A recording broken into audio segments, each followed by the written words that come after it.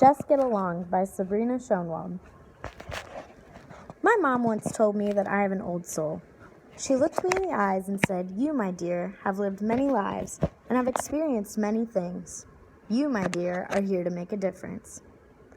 My mom always had a way of making the world seem like something to be conquered, like a place with a flight of stairs so high it reached the heavens, and my goal was to reach the top.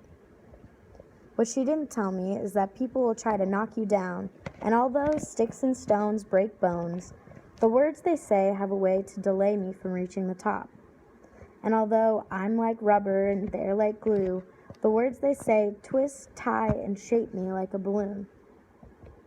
Everyone has a story of a time when someone said something that made you redefine who you saw in the mirror each day. One day, in second grade, a boy came to me and asked about my book choice from the book fair. You see, my mom was right about me. I'm special. I was one of 3 people in my class reading at a 3rd grade reading level, so I had more options of books to choose from. This boy was new to my class, and I noticed he chose a book with a blue sticker. "That book is for 5th graders," I told him. "It would be too hard for you," I said. "Look, the blue sticker." Not knowing that I offended him, I giggled like young girls do.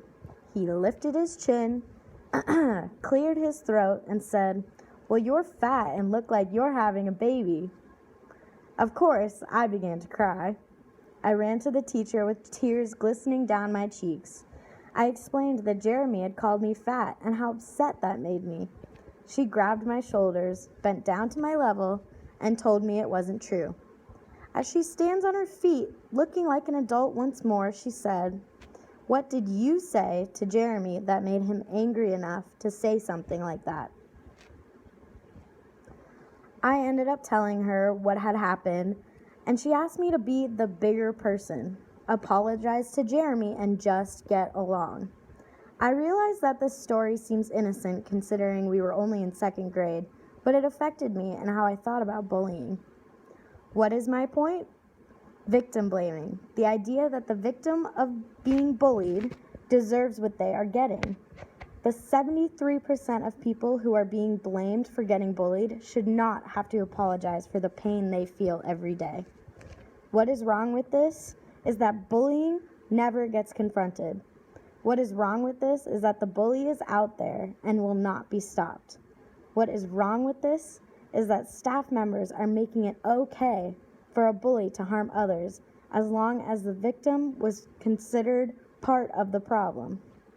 What is wrong with this is that every time I got bullied since that day, I blamed myself because maybe I did something to them that made it okay to hurt me. When they called her a slut in 7th grade just because she liked to hang out with guys more than girls, that was not okay. When they called her poor just because her aunt drove her to school every day because both her parents had careers, that was not okay. When they started an I Hate Sabrina club and avoided her just because she cared enough to tell someone he was on drugs, that was not okay. Victim blaming affects too many people, and that is not okay. The ladder is still there for me to climb, and one day I will reach the top despite of what they say.